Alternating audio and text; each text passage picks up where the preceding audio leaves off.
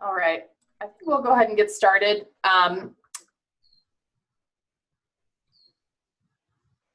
Yeah, hold on a second. This session is being recorded for everyone's reference. I just want to put that out there right at the beginning. Welcome. Before we start our presentation to get the brainstorm going, I wanted to share a little bit of a story. By the way, my name is Charity Counts. I'm with the Association of Midwest Museums.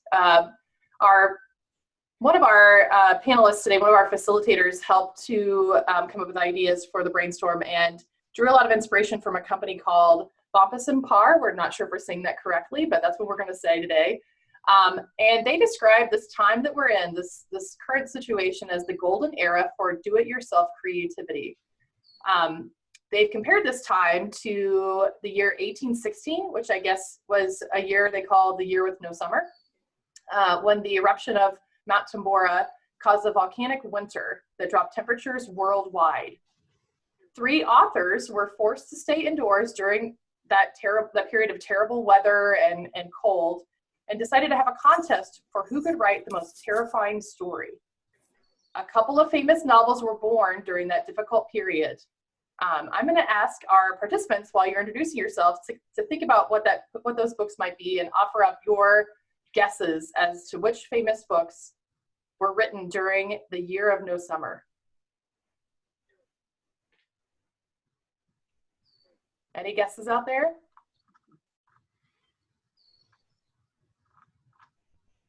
See, we've got several people from the Children's Museum in Indianapolis. That's cool. History Museum on the Square. Hi, Katie. Cincinnati. Oh, Melissa Peterson from the Children's Museum guessed Frankenstein. That's correct. It's one of them. Mary Shelley's Frankenstein was written during that time. Any other guesses?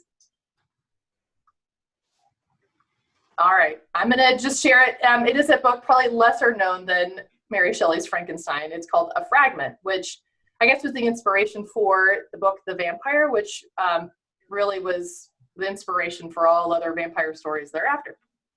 So pretty cool. I guess that comparison's great because it reminds us that, you know, this is a time for us to be creative. And we felt like one way we could help all of you be creative and ourselves is to brainstorm together.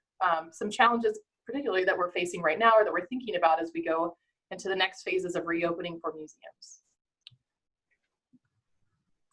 So welcome to Let's Brainstorm, 45 ideas in 45 minutes. Today's focus is lighting, sound, and other sensory experiences. Joining me today are our illustrious facilitators, backgrounds in lighting design and exhibit development. We've got Alvaro Amat from the Field Museum. Wave, Alvaro. We've got Avi Moore from Moore Lights. He's based in Chicago. Trisha O'Connor, Water's Edge Consulting. and Trig Waller, who's also with Moore Lights in Chicago, and previously with the Field Museum. So lots of connections here. All right, some ground rules before we begin. First of all, how the session's going to work today. We're going to start with some ideas that we generated in a brainstorm last week, just to get us started. We've got about 25 ideas to share to get us going on this goal of 45, but we hope to exceed that. As we share those ideas, we welcome you to share anything that it's prompting you or to remember or to think of or want to suggest into the chat. We're going to try to pull those things out of the chat for discussion at the end and to pull them up if we can find photos and share those ideas live while we're all together.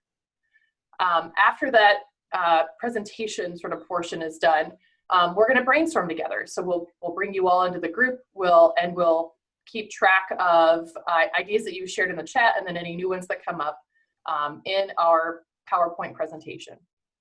And then at the end, we'll probably have about 5 minutes, I'm guessing, for a quick discussion and wrap up. Feel free to ask questions as we go. I know that you may have some questions for our facilitators today if they've had any experience with something, a technique that you're really curious about. One of our rules is that no idea is a bad idea, like brainstorm should be. Let's be open and flexible. Some things may be technically challenging, but you know, we can address that as we go. And if you have questions about that, please feel free to offer it up. Some of the ideas that are in here that we've even come up with, we don't even know how to do yet, but we imagine them, and that's the point. So no poo-pooing ideas. And then the last thing I want to just mention is don't be afraid to ask what if.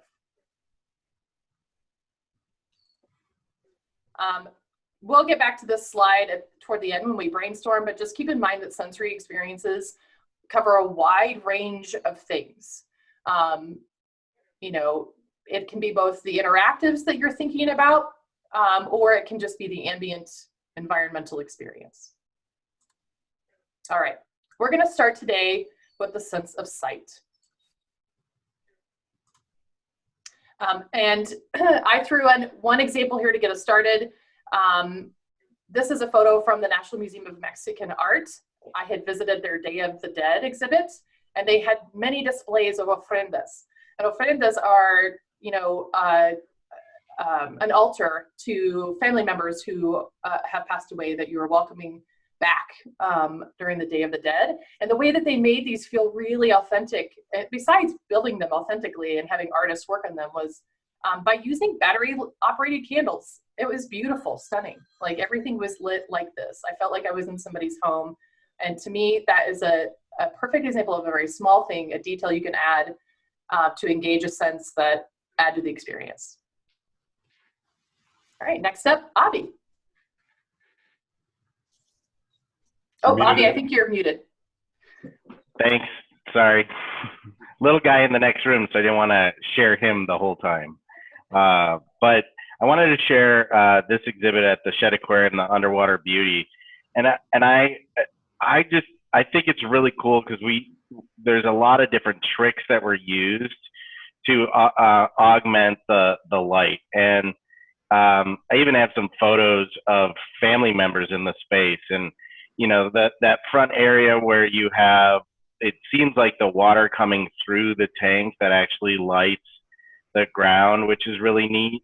But then also in the corners, like colors, you have those panels in the ceiling that are different colors, but then you also have the light on the floor, which we provided the light on the floor. It just like really connects, and even with the patterns area, they connect with each other using patterns, and you're talking about patterns, using color when you're talking about color, using shimmering when you're talking about shimmering. There's a real connection in this exhibit. And it's pretty much was all existing stuff. We just used some tricks to make it work.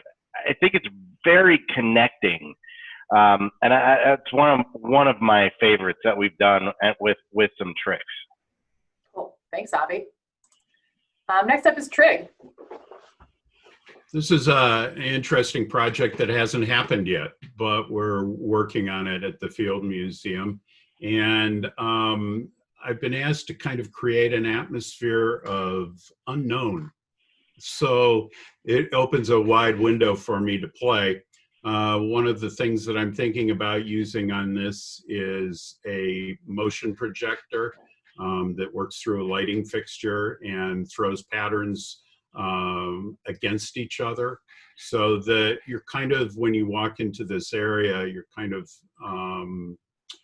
wondering about what's happening, and you've got this feel of shadows going by you, and it kind of introduces you into the next part of the show. There are probably some fire projectors involved with this as well. They call them wave lights, but they can be converted to kind of a fire effect or a smoky effect. So that's what's with this. Great. Here's another field one. Yeah, this is in the same exhibit, and it's further down. It's once again another transition space. Our plan here is to once again kind of take the visitor off on a little ride before they get into the next space. And this is kind of a field. It was described to me as misty. Alvaro will get more into this when he's talking about some other sensory experiences in this area. My idea for the lighting would be to kind of create motion, and that would be through having different gobos. We call them gobos. They're a slide that goes between two lenses, and they would come up and go down, so there'd be a sense of motion of the trees moving and the rider and horses moving positions. That's that. Okay. Trig. Why? I'm just getting them. You got a few in a row here. So once again, these three slides that we've just looked at, they haven't happened yet. This is all, we're just coming together on some ideas. So this is a funeral pyre, and the idea here was to create a sense of energy on the actual three-dimensional object, which is the pyre. And we were going to perhaps do some lighting within the pyre to create coal and kind of a burning sensation there. Also, when you're standing around a fire, the firelight plays off your face. So the idea was to project using some wave lights, a look that you're around a campfire of some kind. The great thing about this is it's not very expensive, and it's a simple way to convey what we're trying to get across here. So now, Trig and Alvaro, are you going to have heat in this area? I know we're talking about lighting right now, but I was just curious. There are discussions about that always. Oh. I mean, why not, right? Let's change the temperature. Just turn the air conditioning off. We want to change. We wish we could do that. Yes, sure. Yeah. Gotcha. Okay. All right, Avi. So I share this experience with just about everybody I know.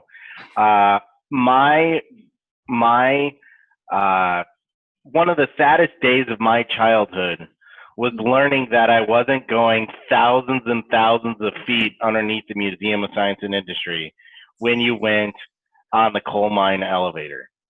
And I think it's one of the coolest tricks. And again, it's one of those like life-altering experiences when I was a child.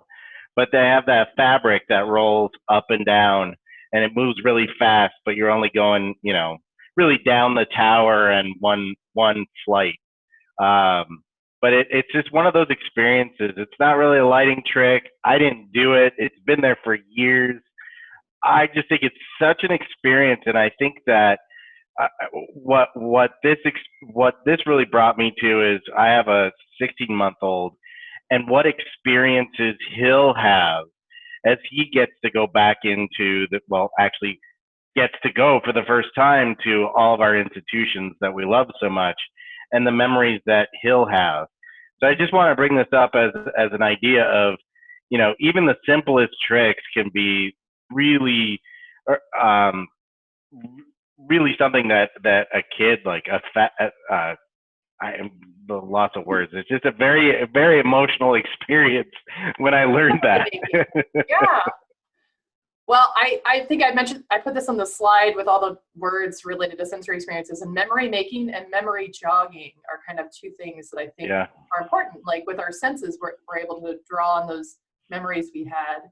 And I love this example, Avi, because it's not, I think when we think that about the sense of sight, we think the only way to engage that is with lighting and color, but sometimes it's the texture too, like it's the fabric and the movement. You know, what we can see with our eyes is what's going to engage that sense. Well, and you have to have light to see that fabric. I mean, even in this image, we have, you know, the lights of the museum, the what we would call a jelly jar in that space to illuminate. But we got to remember that the light has to be doing something else, and creating that experience. This is another example that uses fabric and lighting. It's a combination. So this was a project at the Children's Museum of Indianapolis called Fables Across Time, that the curator and Islamic art historian who really held the vision for the project wanted to create some sort of experience in the entrance. And so we were all trying to figure out what to do to create this sort of moment of I don't know, where we sort of hint at what's to come, but then also allow you to sort of reflect on yourself in this moment. And so she had envisioned something that, used a kaleidoscope and, had reflective surfaces and so that you would kind of see it in many ways. And this is what we came up with. So we projected on the top surface of the fabric different patterns, video patterns of the art, some of the artworks that she had. And then we had color lights on the sides and then a reflective floor to bounce all of that around in the space. Cool. Trig, back to you. Dinosaurs, really old exhibit that was at the Field Museum, but it was really fun. These were giant dinosaurs that were made of steel. And the panels that you see in front of you, the reading rails, actually had levers involved, integrated into them so that people could move the dinosaurs and make them do different things. It was one of the noisiest exhibits you could ever imagine because there's all this steel crashing around. But what we did with the lighting was we set up several different lighting positions. So even when they weren't moving, the dinosaurs seemed like they're moving because the shadows behind them were moving. So we had several lighting positions at different angles, which would reflect off of that back wall. It was a lot of fun, and it lasted about a summer. It was a traveling show at the Field Museum. And I tried to look it up for this discussion, and there's no mention of it anywhere. I'm not sure whether I was even spelling it correctly. You got it right, Trig. Funny story. That was actually produced by the Children's Museum of Indianapolis. And my first job, my first task when I started at the Children's Museum in the Traveling Exhibits Department was to sell this thing. So I had to, break all the pieces down and figure that out. So that was fun. So that's why you don't hear about it anymore. Well, we had a lot of fun with it at the Field Museum, and I had a lot of fun programming the lighting sequencing for it. Cool. Trig, another Field Museum project. Okay, this Alvaro and I worked on together. It was a new diorama at the Field Museum, hyenas, and the scene is actually at sunrise, and the hyenas are just finishing off their breakfast, I guess, or their late evening snack. And the great and the fun part of this was color tuning. We were able to take several different fixtures. And when I say several, I think we actually only had 10, maybe only 8. But we were able to create a kind of a very good early morning scene here. And also nighttime as well around the surrounding areas. So great, one of my favorites. I show it to all my friends when we're out sailing or wherever we are because I'm very proud of it. Very small exhibit, lots of fun. Cool. Alvaro. So this is maybe my only non-film museum example. So actually it started at the Field Museum. Trig found in a closet a roll of optic film, something that 3M used to produce, which is like a lenticular thing, and you shine a line in it and it decomposes the light, creates these interesting reflections. So then I kept it for a few years, and then there was an exhibition about lighting, and I participated as an artist. And I'm fascinated by the space and nebulas and supernovas. So I made a little video of a explosion like a star exploding, and it's inside that mesh of film. And when light goes in it, it bounces all over the place, so you can see some of the effects on the wall. Oh. So the whole space was kind of inside a kaleidoscope. And it's kind of an interesting lighting fixture, and the cost of it was some wires, some glue, and some recycled material, but it was kind of an interesting experience and changed the mood of the room. It was a product called Light Pipe made by 3M. Oh. Yeah. I can imagine there are a lot of different materials you could project video or light through and create different effects. Yeah. Yeah, we had a client that actually projected on a row of evergreens outside, and you could still read it perfectly. Perfect projection. I mean, you need a solid surface and a bright enough projector. You could do just about anything. Yeah. I love this. Avi, tell us about this one. So this is a really fun exhibit at the Museum of Science and Industry called SHIPS, and it's been there for years. And ultimately, it was for a long period of time a place where children's groups just walked through. So it was time for the museum to update this gallery. And I will tell you, for pennies on the dollar, we relit this exhibit to make it look like it does now. And the cases were not modified at all. So the cases are actually sitting on concrete bases. It was just paint and a lighting upgrade, obviously some new carpet on the floor, but really simple, again, pennies on the dollar update of this exhibit. And now instead of the kids groups just walking right through, they actually stop and look at the models. I mean, the models were cleaned and fixed and updated, but it really, this exhibit, I always turn to people and say, if you don't have a lot of money to refresh an exhibit, one of the least expensive things you can do is a lighting update. And this exhibit is like my favorite example of that. Little bit of graphics, little bit of lighting, and you have this beautiful space that you want to actually hang out in. Mm-hmm. Yeah, it makes a big difference in how you perceive it. Avi, you said that one of the tricks that you always recommend to people when they think about lighting a space or lighting it differently is to turn everything off and look at it in the darkness first. Yeah, absolutely. I think we all forget that the light we see in our institutions, for the most part, the ones that aren't daylit, are from the artificial light. So really, that artificial light is helping you see the graphics. It's helping you see the whole experience. And so turn the lights off, see what you see, and then slowly add your light layers back and see what could be done to make it a little bit better.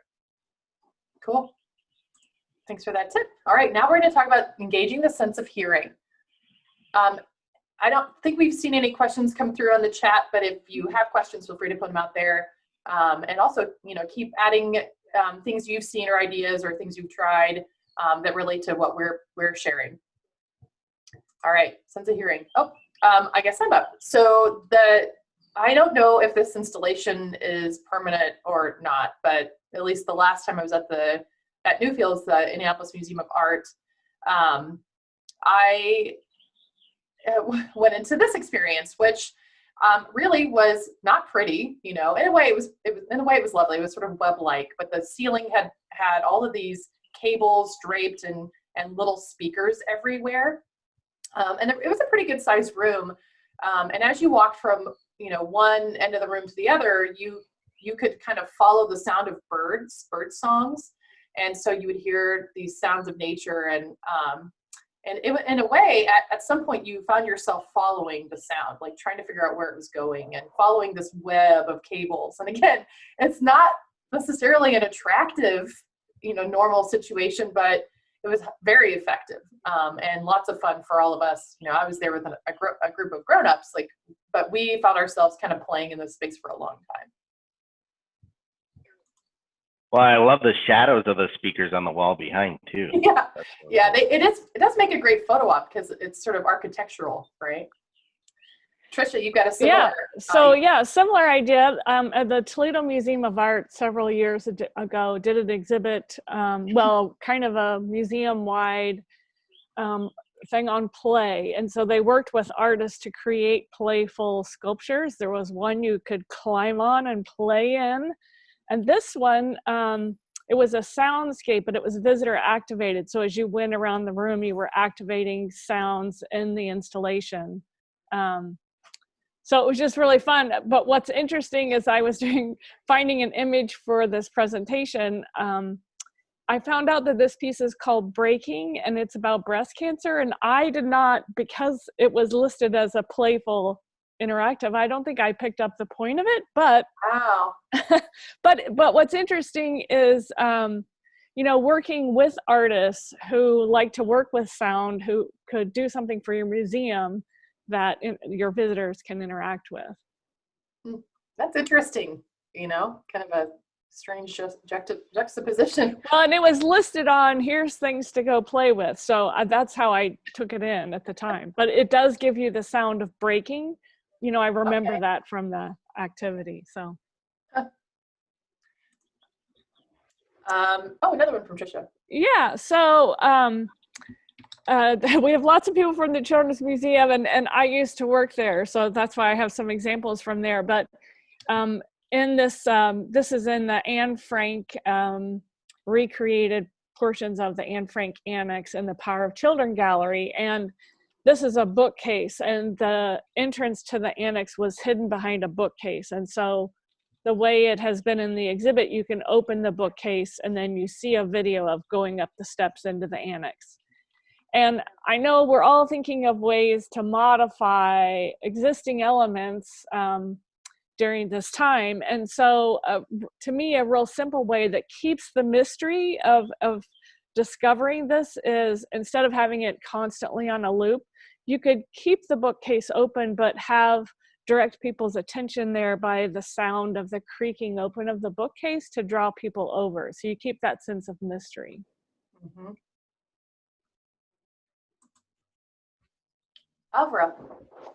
So continuing on this project, the idea is that in the first transition, you're going through this space in which you don't exactly know what's going on, and Trig already talked a little bit about the lighting effects, but you would hear some voices of people speaking in the background, maybe a dog here, and then there will be the sound of fire and hammering metal. This is all about smelting copper and hissing of water, as you cool things down, and maybe some chanting. It's kind of a magical moment of the beginning of metallurgy.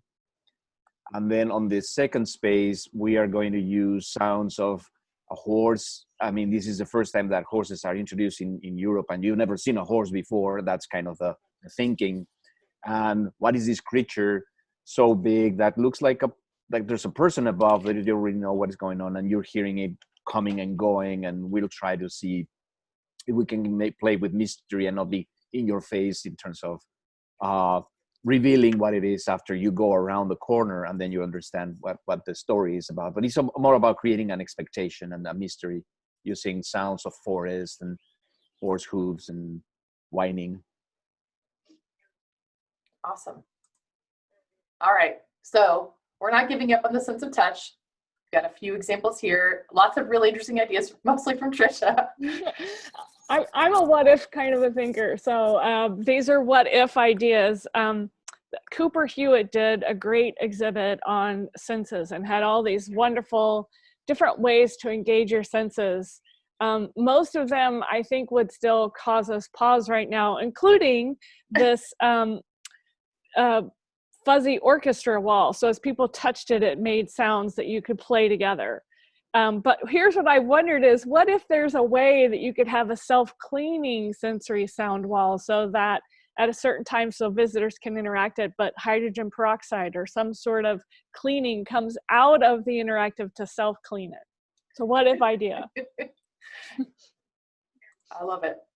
Oh, this is what I put in. I know that some museums have already been thinking about white glove tours at this time, but I guess IU Health, I don't even know what they actually call this fabric. I've used the word kryptonite here, but because they compared it to kryptonite, I guess this fabric has some metals woven into it that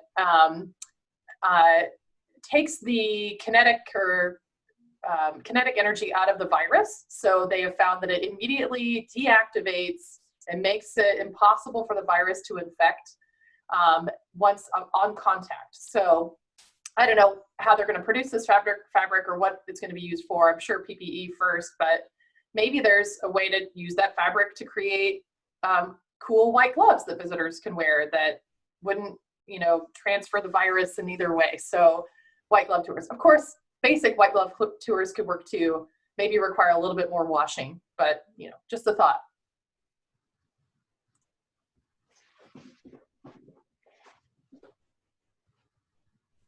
Oh, Trisha, I think you're. Yeah, I saw it. So Charity mentioned Bumpus and Par, and I found them as I was looking for ideas, and they have this great, well, they have lots of little things. I recommend going to the site, and I'll post it in the video when we get done, but they did this fluid landscapes report, and they are also kind of in this what if kind of thinking, and one of their ideas was an antiseptic mist. Like, what if there was a portal that you could walk through? And so I combined that idea with these fogs where you can project film on. Like, what if you could project film, but when you walk through the film, it cleans you. And another idea from the same place, they have an idea for a soapy touchable wall. So how could we play with the idea that we want to give guests opportunities to cleanse themselves? So how could we create a sensory cleaning area that's fun to do, but it also addresses what we need to do for our visitors?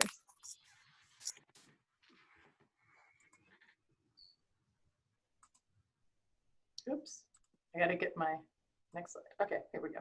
All right, so we're gonna try to quickly go through some multi-sensory experiences. We realize these are more complex. What I'm hoping is for all of our facilitators here is that we can just point out like the key techniques that are used in these and the examples that are pictured.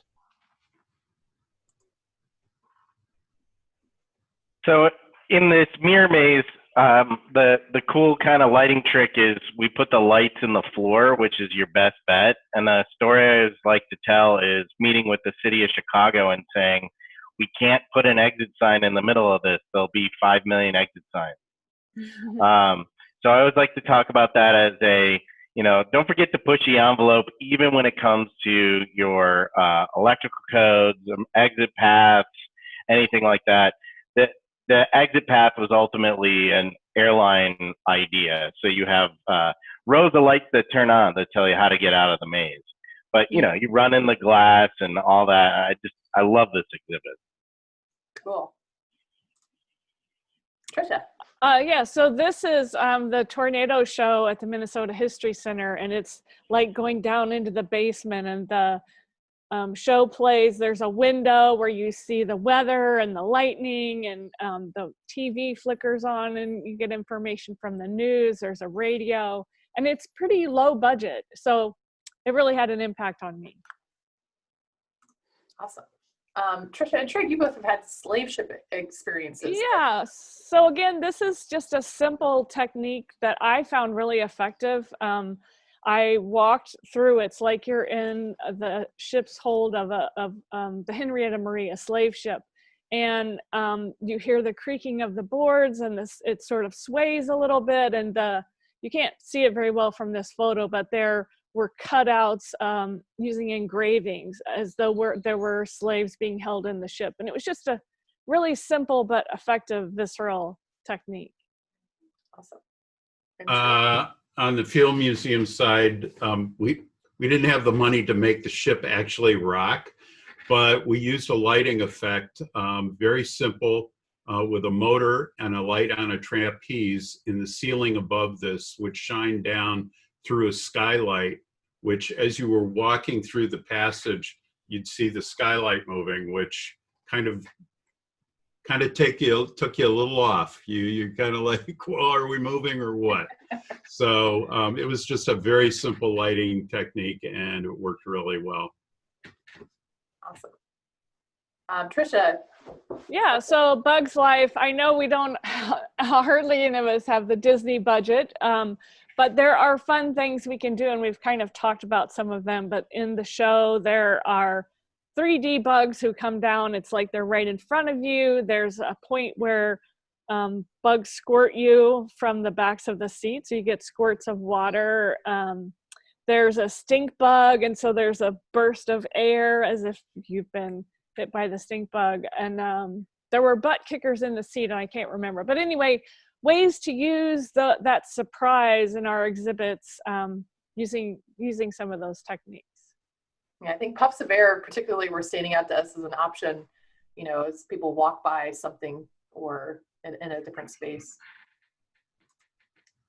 Alvaro. So Bird this is gathering? the Gidwitz Hall of Birds, and we just wanted to refresh the space without changing and removing any of the classic taxidermy, which is very effective. So what we did was recording sounds of birds in the city and a little bit of the cityscape. So basically on those walls, there are shadows, and it gives you the sense that you're walking, in the town, but there are birds around you and you can see them hanging on the wire, moving around. And it's a simple way of renovating a very old hall, and now feels more modern and refreshed. But you're immersed in the birds, sounds, and landscape. Great. Trisha, Treasures of the Earth? Want me to play Yes. this video? Or- Well, sure. Yeah, I wasn't sure we had time, but go ahead. Well, why don't you talk through it? and we'll Yeah. So the Treasures of the Earth exhibit, it was an archaeology exhibit, and during research, some of us actually got to ride down this bucket. It was like a water thing, and you rode down into this tomb they had discovered. And so we have this elevator that lowers people down to the other floor of the exhibit, and we made it like it was this experience. And there's just a video screen, and we slowed the elevator way down, and the light flickers, and then we filmed an actor who's on a similar type bucket. And even during the show, like, he goes out of the screen and they have to lower him down farther. It's just a simple little fun way for an elevator ride. It's a great experience. Cool. And because we'll share this after, I'm going to skip playing the video to Yeah, let people watch yeah. it later themselves. Trig and Alvaro. Boy, where do we start on this one? I think maybe I'll let it to Alvaro to kind of tell what the original experience and the story is, and then we can talk a few seconds about lighting. So the idea is moving Sue from the old Stanley Field Hall, and instead of just having the fossil sitting there as just this object, the idea was to Sue in context and tell the story on the fossil. So what we're using on Sue is projection mapping, and by projection mapping, we highlight the bones, tell about the story about the different injuries or sense of smell, the things that scientists have been finding out. And this program starts after a series of scenes that go in the background. So Sue is hunting, so it's all like CGI animations.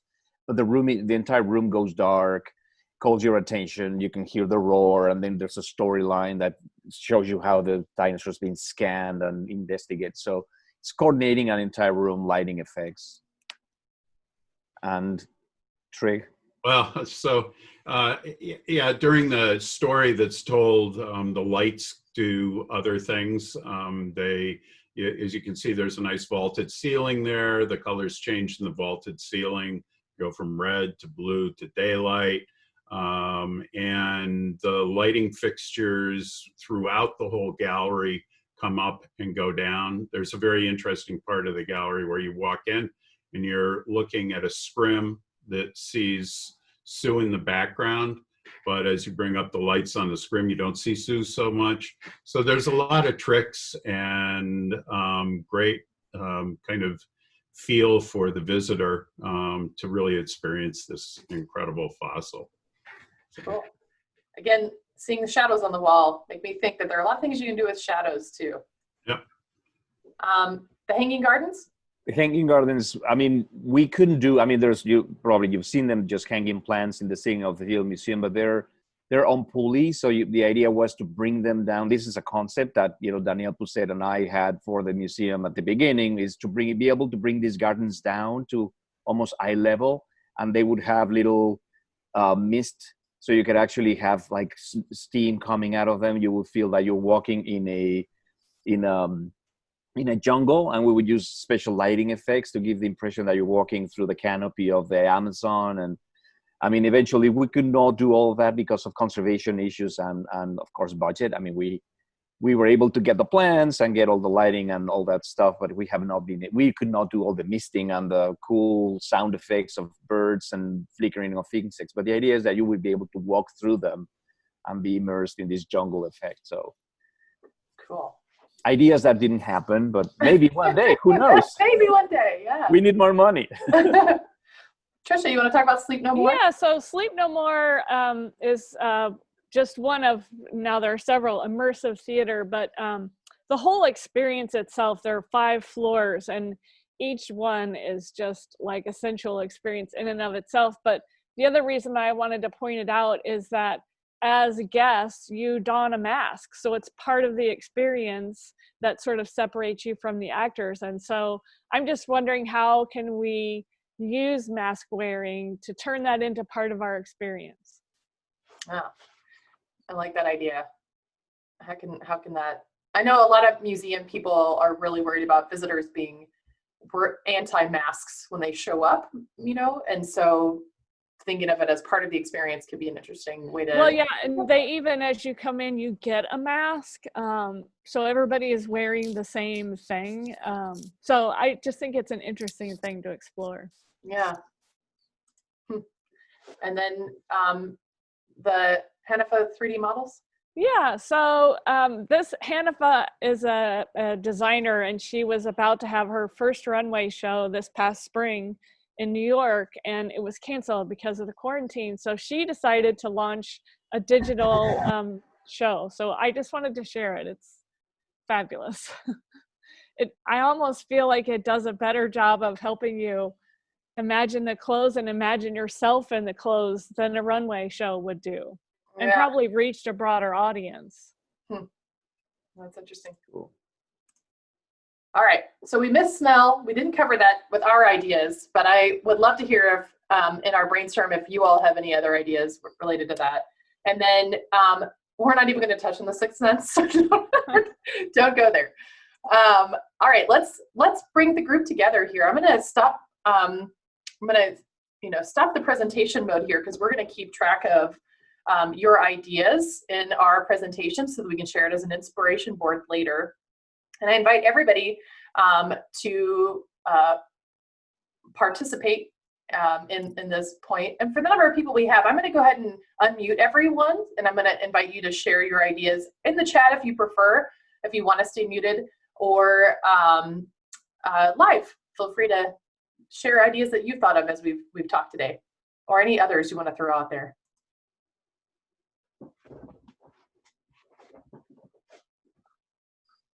Well, if nobody's throwing out, I'm going to throw out one thing that we talked about that I didn't really have a good image for or anything.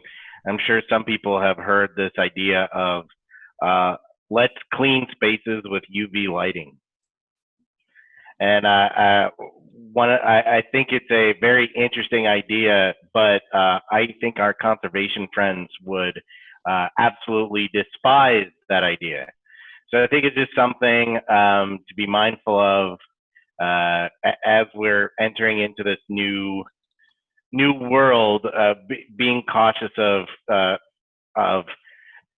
great ideas, but remember we're still in a museum experience with conservation, and let alone it'll kill our graphic panels everywhere. So something to be mindful of. That's a good point. Well, I did catch that somebody mentioned, I guess Alvaro, you shared this, The Prairie by Sean Decker. Yeah, it's talking about sound installation. It didn't look great either, but it was awesome. You could be in this room and it all sounds like you're in a prairie, and there are little motors on this very electronic environment, and it feels like just like something out of the future. But once you're in there, you're hearing like crickets and insects, and you just close your eyes and you're fully immersed in walking through a prairie. Yeah, it's kind of high-tech version of it. Yeah, cool. I'm gonna make sure that we capture an image here for our inspiration board. And then Stacy from the Cincinnati Museum Center mentioned in the chat that they've directed HVAC vents to create a sense of cool zones in their Ice Age trail. Mhm. That's smart. I like it. They had at the Field Museum, there's a exhibit called Traveling the Pacific that also had its ductwork relocated so that when you walked into this island diorama that you walked through, you got hit with a blast of hot air. And it was very effective. However, it didn't always work. And so when I bring people through there and I wait for them to hit the hot air, it wasn't running. So, but it was very effective, I thought. It's my first time in the exhibit, it was running. And then Stacy also offered up an idea of full-size projections of fleshed out dinosaur shadows on the move. That's cool. I like the idea that the shadows would be on the move. I wonder how you do that, but I guess it may be a video projection. But she also said we have running water in a few exhibits that create sound and adds humidity, but not in artifact zones.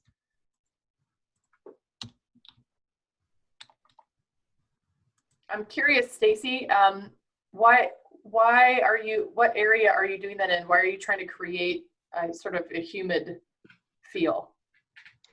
We have a limestone cave. Oh, and cave. yeah, and so it makes sense in that zone. And then we also have an ice cave as part of our Ice Age trail. And one thing that we're currently restoring that space, but we're building a small ice wall into that space. And we're hoping that with the water and the ice wall, it will create a sense of being cooler. We're still testing that out. Oh, cool.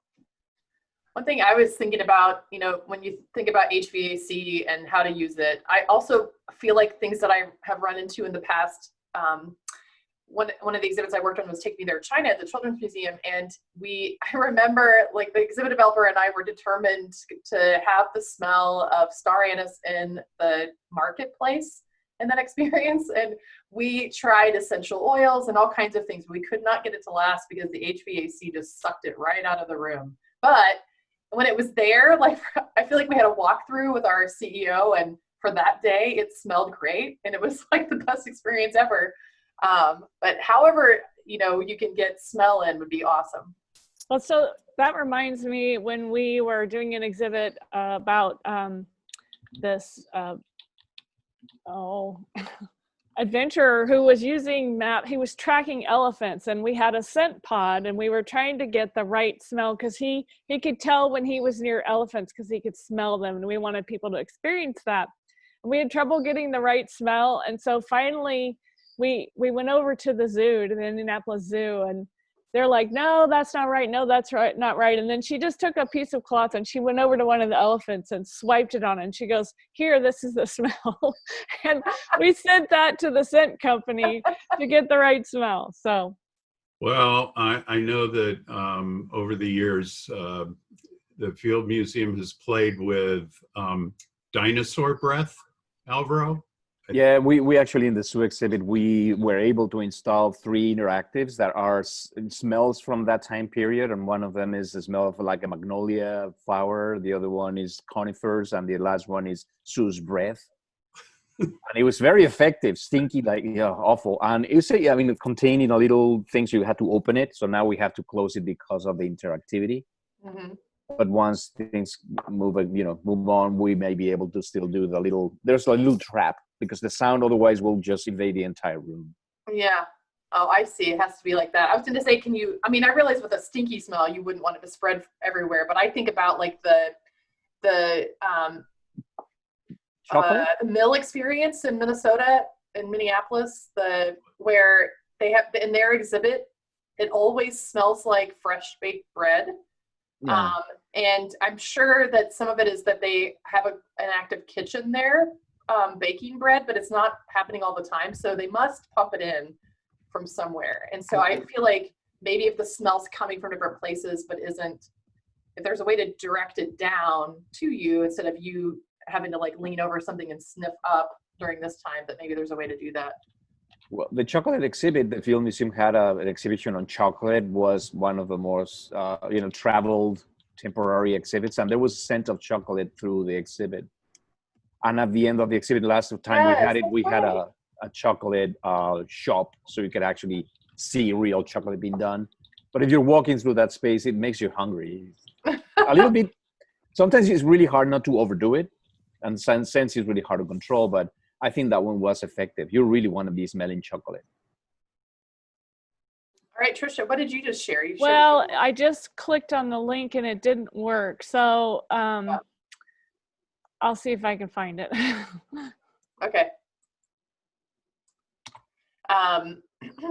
Let's see. Stephanie offered that in at Wonder Lab in Bloomington, they had different stinky smells on cotton balls and little squirt bottles that you could give a squirt to smell. Oh, that's interesting. I like that idea.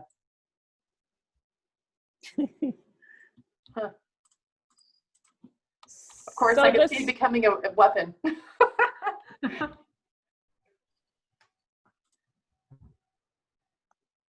I don't know that I can find it now, but it was there's a fairy castle at the MSI Chicago, and online they had like a camera inside the little fairy doll castle where you could explore all the rooms. And I'm just wondering if there are experiences like that that we can offer. Mm.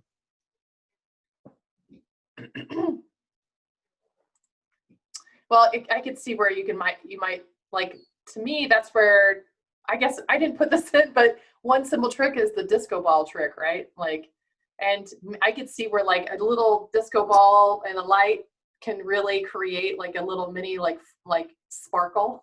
Thinking about those fairies.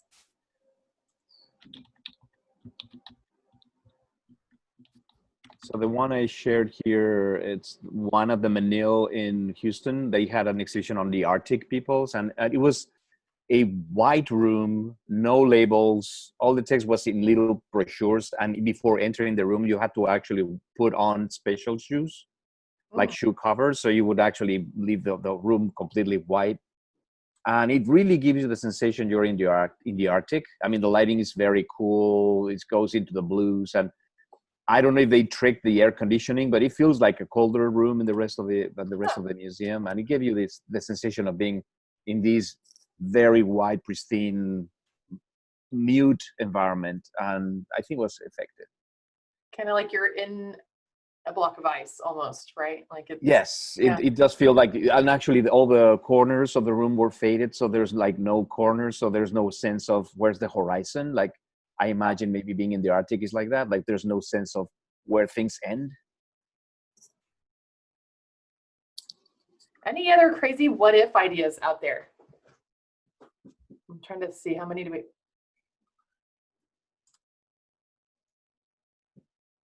I think we've added 11 ideas to the 25 or so that we started. So we're not quite yet to 45. Let's see if we can get there. What other even wild and crazy ideas can you think of? Or I guess what's a challenge that you're facing that maybe we can brainstorm ideas, as far as sensory experiences go? Maybe that'll prompt something. There's a show we're developing, and there's these constant coming back. This is about Native American peoples, and there's this discussion about how you create an environment that changes with seasons.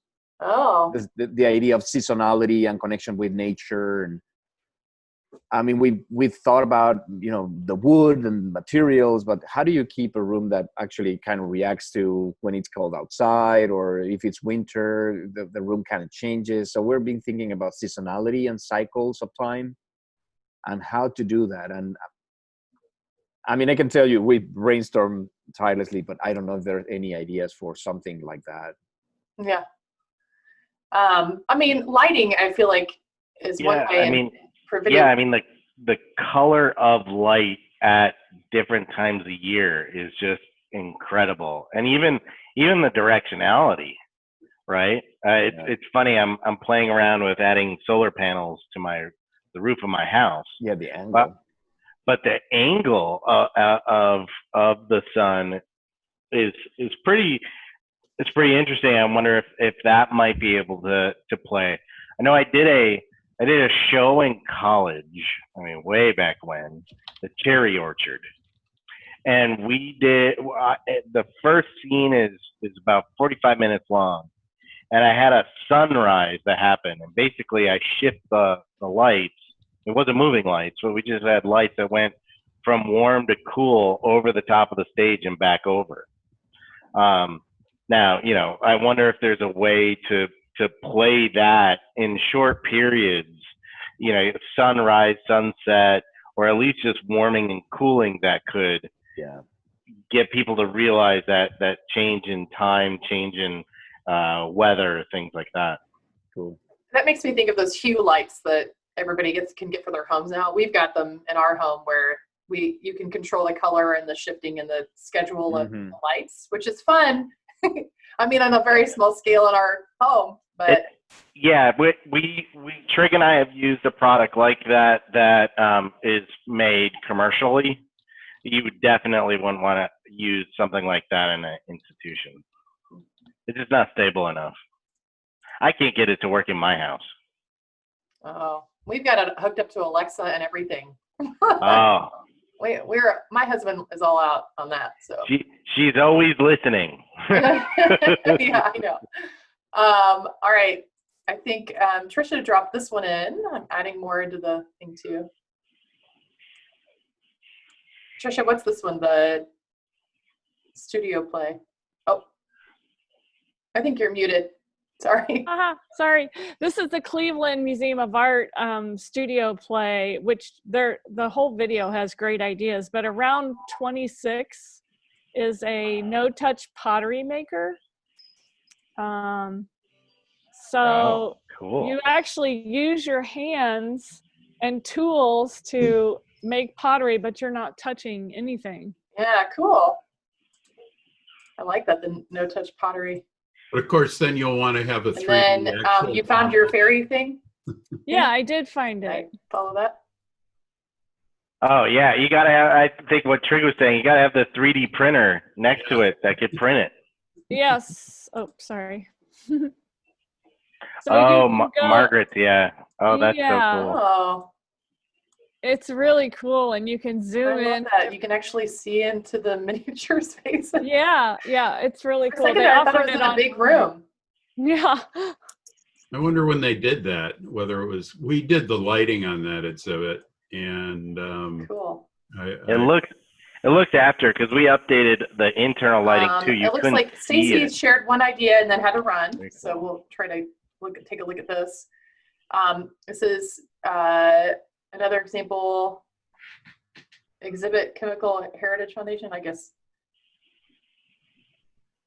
Oh. I'm not hanging totally gardens. Sure but it looks like hanging gardens you can put your head in. Sensing Change exhibit. So you stick your head up in the in the little That's what it looks like. Terrariums, yeah. That's cool. I saw a photo on Facebook circulating of a guy wearing a dome with plants inside. As a all right. Oh, Alvaro, are you sharing an idea? Sorry. Sorry, yeah. This is actually, I saw a guy on like a Facebook photo floating around, a meme of a guy wearing kind of plastic dome with plants inside. Oh. Instead of a mask. So he was wearing an entire ecosystem. If you could wear that around. Oh, and Charity, I just saw that Stephanie from the Children's Museum, they talked about Take Me There, Greece, lighting cycle. And then there's a little window that the lights come on. So.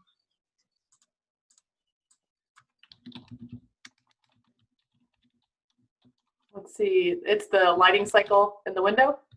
Yeah, so they have a day to night lighting cycle, and there's even a small little window that lights come on in, I think in the it's actually the entire exhibit is on like a day to night lighting cycle. So like multiple little like windows up in the different houses come on at night. Like little lights come on in the Platia, like the outdoor cafe when it's nighttime, and then it cycles back to day. I think it's like a 45-minute cycle or something like that. That plays constantly throughout the day. Cool. Cool. I like that. Let's see if I get into that seasonality. All right. I know we're a couple minutes over the scheduled time for this. Any last ideas to offer up?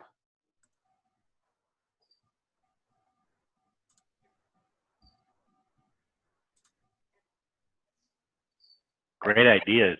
I think we just about hit 45, if not met our goal here today. Love all these ideas. Hopefully everyone who participated today is also walking away with a few things to think about, some thoughts to go forward with. We'll follow up with the recording of this session, and as well as what I'm going to call the inspiration board, the slideshow. We'll pull some images in for all these new things that have been added and make sure that there's some context for those. But feel free to reach out to any of our panelists with questions. You'll have their contact information in that slideshow as well. Avi, Trig, Trisha, Alvaro, thank you so much for being part of this session today. Thank you. Brainstorming. Thank you. Thank you. And thanks So to all of you who joined us today. Wish you luck with all of your upcoming projects and reopening. Thank you. Yeah. Thanks so much. Have a great week. All right. Bye. Good. Bye.